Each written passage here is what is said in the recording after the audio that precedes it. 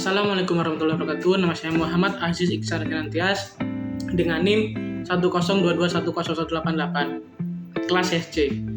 Di sini saya akan menjelaskan yaitu materi saya periodisasi sejarah pemikiran ekonomi Islam pada masa klasik, pertengahan, modern, dan kontemporer. Pada masa klasik yaitu dimulai sejak masa Rasulullah SAW hingga runtuhnya Andalusia pada tahun 1492 Masehi. Pada periode klasik ini termasuk masa Rasulullah SAW dan Khulafaur Rasyidin, di mana masa ini pemikiran Rasulullah dalam bidang ekonomi berlandaskan petunjuk dari Al-Quran dan hadis. Al-Quran diturunkan kepada Allah melalui malaikat Jibril pada Rasulullah secara bertahap sebagai pedoman segala aspek kehidupan termasuk aspek ekonomi. Rasul melakukan ijtihad manakala timbul permasalahan-permasalahan di dalam masyarakat yang penyelesaiannya belum selesai. Terus ciri-ciri khusus pemikiran ekonomi Islam yang diajarkan oleh Rasulullah yaitu yang pertama, Allah penguasa alam semesta dan maha pemberi. Untuk menjelaskan konsep ini dapat dilihat pada Quran surat Al-Isra ayat 30, di mana menerangkan sesungguhnya Allah yang memberi rezeki kepada semua makhluknya, dan Allah lah yang memudahkan dan menyempitkan rezeki. Jadi apabila kita bertawakal kepada Allah, kita juga akan dimudahkan oleh Allah dalam rezeki kita. Yang kedua, Allah pemilik sejati dari segala sesuatu. Manusia hanyalah sebagai khalifatullah fil ard dan pemegang amanah. Itu dalam Quran surat An-Nisa ayat 126. Menjelaskan bahwa Allah menjadikan umat Nabi Muhammad pemimpin dari seluruh umat. Allah menjadikan sebahagian umat penguasa bagi yang lain. Bahwasanya umat Nabi Muhammad diberikan kekuasaan untuk memiliki dan mengatur bumi, sehingga mereka bebas memilikinya, mengelola, memperindah, maupun melakukan transaksi. Ketiga, konsep halal dan haram. Pada zaman Rasul, bahwa mengonsumsi barang haram akan menjadikan doa tidak terkabul, dan juga dalam transaksi haram yaitu tetap haram hukumnya. Terus yang keempat, sistem sedekah, di mana dalam hasil peroleh kita dalam mengambil keberuntungan atau keuntungan, sebaiknya kita juga menyisihkan dari hasil keuntungan kita untuk kita sedekahkan. Terus yang kelima, penghapusan riba atau bunga, di mana dalam kita melakukan transaksi ekonomi ataupun lainnya, kita tidak boleh mengambil keuntungan yang bukan hak kita. Yang keenam, larangan menimbun harta. Jadi pada Rasulullah mengajarkan bahwa dalam perekonomian Islam kita tidak boleh berlaku tidak jujur, karena Rasulullah adalah pedagang yang profesional yang selalu menjunjung tinggi nilai kejujuran. Terus yang kedua, selanjutnya masa Khulafaur Rasyidin. Itu dapat dibagi menjadi dua fase, yaitu periode awal 632 sampai 656 Masehi. Pada periode ini pemikiran ekonomi Islam masih belum berkembang secara sistematis. Pemikiran ekonomi Islam pada masa ini masih didasarkan pada ajaran Islam yang termuat dari Al-Quran dan hadis. Beberapa aspek ekonomi yang menjadi perhatian pada masa ini adalah zakat, infak, sedekah, wakaf, dan baitul mal. Jadi, selanjutnya periode kedua 656 sampai 661 Masehi. Pada periode ini pemikiran ekonomi Islam mulai berkembang secara sistematis karena adanya beberapa kebijakan ekonomi seperti yang pertama, pembagian tanah secara adil dan merata pada seluruh rakyat. Kedua, pajak pengelolaan lahan atau kharaj yang disita dari negara ditaklukkan. Yang ketiga, pemberian hadiah kepada pejuang. Yang terakhir, pelayanan publik yang disubsidi oleh negara. Pemikiran ekonomi Islam pada masa Khulafaur Rasyidin memberikan dasar yang kuat bagi perkembangan pemikiran ekonomi Islam pada masa-masa selanjutnya. Jadi, prinsip-prinsip ekonomi Islam yang diterapkan pada masa ini menjadi dasar bagi perkembangan pemikiran ekonomi Islam di masa kini. Terus, masa pertengahan.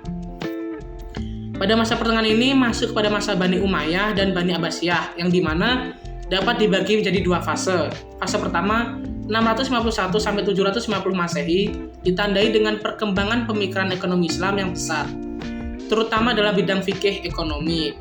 Karena pada masa ini umat Islam telah memiliki kekuasaan yang besar dan wilayah kekuasaannya itu semakin luas. Terus yang fase kedua 750 sampai 1258 Masehi ditandai dengan perkembangan pemikiran ekonomi Islam yang lebih moderat dan integratif, di mana masa ini umat Islam mulai berinteraksi dengan budaya dan peradaban lain seperti bangsa Yunani, Romawi, dan Persia.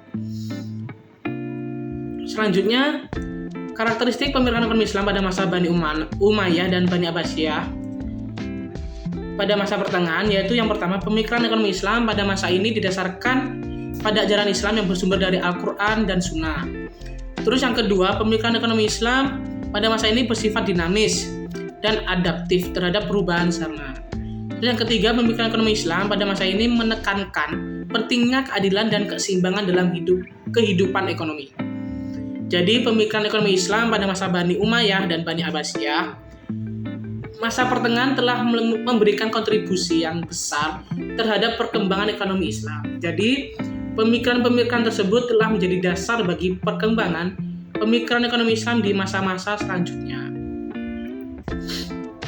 Terus masa modern. Masa modern dibagi menjadi dua periode, yaitu yang pertama periode awal 1940 sampai 1970. Periode ini pemikiran ekonomi Islam mulai berkembang kembali setelah mengalami stuck selama beberapa abad. Hal ini disebabkan oleh beberapa faktor. Yang pertama, munculnya kesadaran akan pentingnya nilai-nilai Islam dalam kehidupan, termasuk dalam bidang ekonomi. Terus yang kedua, munculnya beberapa tokoh pemikir ekonomi Islam yang berpengaruh seperti Muhammad Asad, Syed Abdul A'la Maududi, dan Fazlur Rahman.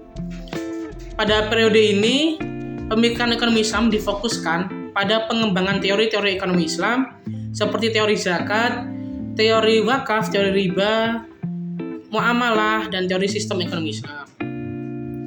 Pada periode perkembangan 1970 sampai sekarang, di mana pemikiran ekonomi Islam semakin berkembang pesat. Hal ini disebabkan oleh beberapa faktor, antara lain bertambahnya jumlah ahli ekonomi Islam yang memiliki kualifikasi akademik yang tinggi, dan juga meningkatnya kesadaran dan pentingnya ekonomi Islam di kalangan umat Islam di seluruh dunia. Jadi pada periode yang kedua, pemikiran ekonomi Islam tidak hanya difokuskan pada pengembangan teori-teori ekonomi Islam saja, tetapi juga pada penerapannya dalam kehidupan nyata, seperti adanya bank syariah, asuransi syariah, dan pasar modal syariah, di mana sekarang sudah mulai berkembang pesat di berbagai negara muslim. Terus yang terakhir, masa kontemporer. Periode ini ditandai dengan perkembangan pesat pemikiran ekonomi Islam. Hal ini didorong oleh beberapa faktor, antara lain pembentukan lembaga-lembaga pendidikan dan penelitian ekonomi Islam, penerbitan jurnal dan buku-buku ekonomi Islam, penerapan sistem ekonomi Islam di beberapa negara. Ada juga karakteristik pemikiran ekonomi Islam pada masa kontemporer, yaitu yang pertama berbasis pada nilai-nilai Islam, yaitu Al-Quran dan Sunnah. Kedua, mengintegrasikan antara ekonomi dan syariah. Ketiga, berfokus pada keadilan dan kesejahteraan sosial. Keempat, menghargai kepemilikan pribadi tetapi melarang eksploitasi. Terus yang terakhir, mengupayakan keseimbangan antara pertumbuhan ekonomi dan pembangunan manusia. Maksudnya, pada masa kontemporer ini, pemikiran ekonomi Islam telah memberikan kontribusi yang signifikan terhadap perkembangan ilmu ekonomi. Hal ini terlihat dari semakin banyaknya literatur dan penelitian ekonomi Islam yang diterbitkan, serta semakin banyaknya negara yang menerapkan sistem ekonomi Islam itu sendiri. Cukup sekian yang saya sampaikan. Apabila ada kurang atau lebihnya atau salahnya, mohon maaf. Sekian dari saya. Wassalamualaikum warahmatullahi wabarakatuh.